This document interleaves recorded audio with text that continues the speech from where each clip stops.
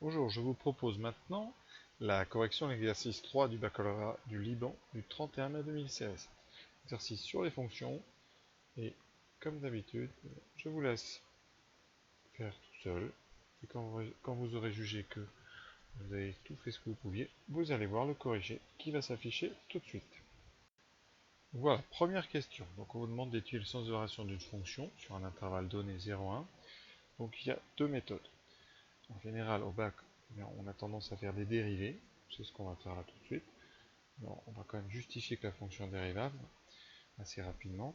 Et ensuite, il y a une deuxième façon dans ce genre de fonction où la lettre x n'apparaît qu'une seule fois, on peut utiliser les propriétés sur les composés qu'on utilise plutôt en première S. Voilà.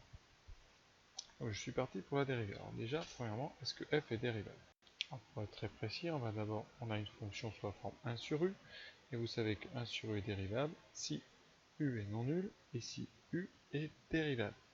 Alors, eh bien là vous avez exponentielle de 1 moins x, donc la fonction x donne exponentielle de 1 moins x est dérivable de façon assez nette, une composée d'une fonction affine par une exponentielle, une dérivable sur r, donc ici sur le domaine 0,1. Ensuite, 1 plus exponentielle 1 moins x est différent de 0 parce que, c'est pas la peine de vérifier, on sait, mais dans le texte elle est définie, donc forcément vous pouvez inverser. Sinon, il suffit de dire que 1 est strictement positif, exponentielle est supérieure ou égale à 0, donc la somme des deux est strictement supérieure à 0, donc différente de 0.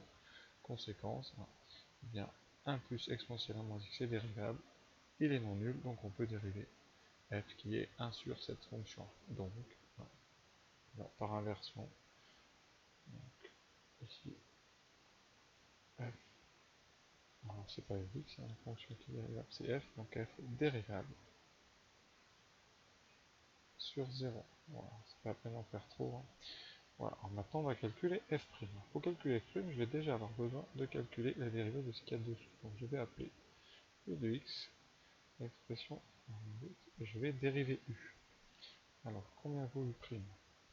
U' de x, ça va donc égal à 0, la dérivée de 1, attention. Et ensuite il faut dériver exponentielle 1 moins x. Donc je vais le faire quand même tranquillement aussi, puisqu'on est là pour vraiment perfectionner, réviser la fonction exponentielle qui a x associé exponentielle de 1 moins x, et bien sa dérivée, c'est une exponentielle de u, c'est donc u' e de u.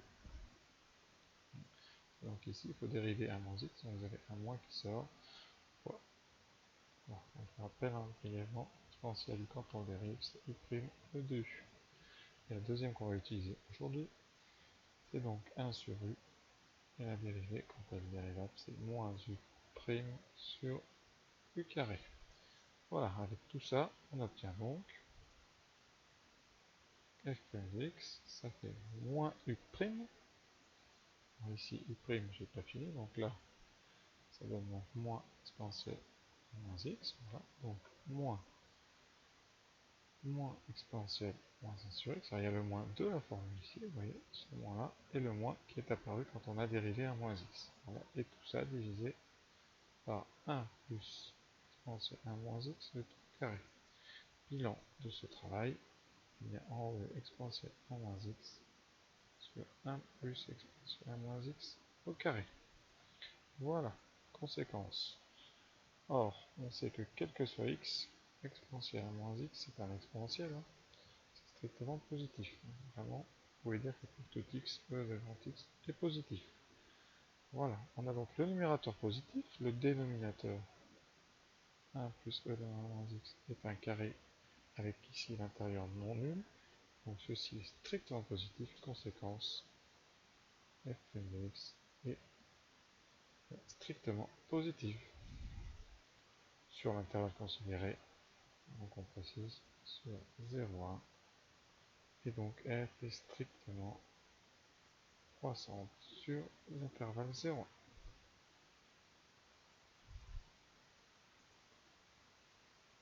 Voilà, une dérivée, hein, intéressante d'ailleurs. Donc maintenant je vais juste vous expliquer rapidement comment on aurait pu faire avec des composés. Alors avec des composés ça se passe comme ça, donc on part de x, x donne x est strictement croissant, on va faire du strict, je n'écris pas strict à chaque fois, mais là, Donc la fonction a donne 1 moins x est strictement décroissante. On compose par un exponentiel. Quand on a, voilà, vous savez que l'exponentiel est strictement croissant, par composition des deux, x donne exponentielle de 1 moins x et donc décroissante. Quand on compose deux fonctions de variation différentes, ici on obtient une fonction décroissante. Ensuite on ajoute 1, donc là il n'y a rien à dire. Quand on ajoute 1 graphiquement, ça remonte juste la courbe, donc les variations ne changent pas. Et ensuite on inverse, c'est-à-dire que vous composez ça avec la fonction 1 sur x, qui elle est décroissante. Donc vous composez deux fonctions décroissantes, ça veut dire que x donne 1 sur 1 plus e de 1 moins x, et donc croissante. Voilà. Je rappelle que quand on utilise, ici vous utilisez exponentielle de x, eh bien ça, elle conserve l'ordre.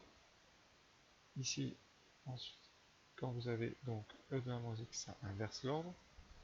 Et vous utilisez une fonction inverse ici qui va réinverser l'ordre une deuxième fois, donc à la fin vous êtes revenu sur une fonction croissante.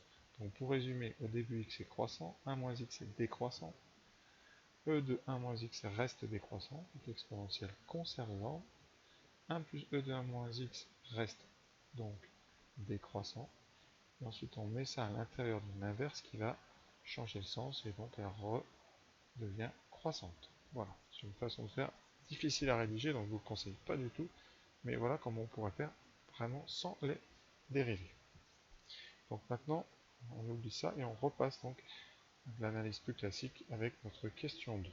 Alors, on vous demande de transformer un petit peu l'écriture de f. Donc, eh bien, on va déjà 1 moins x, on va le séparer en deux. Donc c'est un exponentiel d'une soustraction, donc c'est exponentielle 1 fois exponentielle moins x. Donc, on va enlever le moins x, puisque dans le résultat qu'on nous demande, il n'y a pas de exponentielle moins x. Donc vous savez qu'exponentielle moins x, c'est donc eh bien 1 sur e de x. Voilà. Et e de 1, c'est redit dans le texte, vous savez, c'est e. Donc ici, vous avez e sur e de x. Voilà.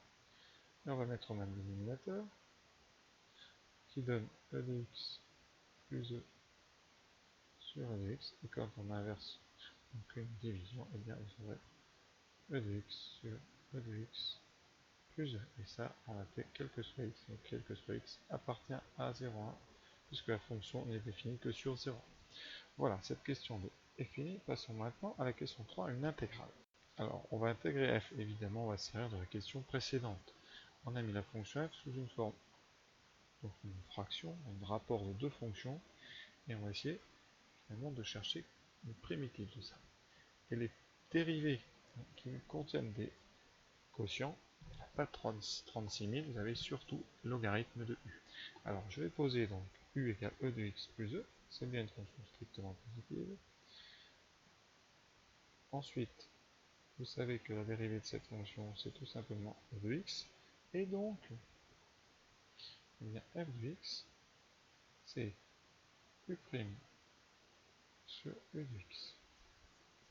Voilà. Et conséquence, eh bien, une primitive de petit f de x, pardon, est ln de, eh bien, comme u est positif, c'est ln de u de x. Quand on ne connaît pas le signe, on met ln de valeur absolue. Nous ici, on connaît, je l'ai dit, c'est positif puisque c'est une somme de deux exponentielles.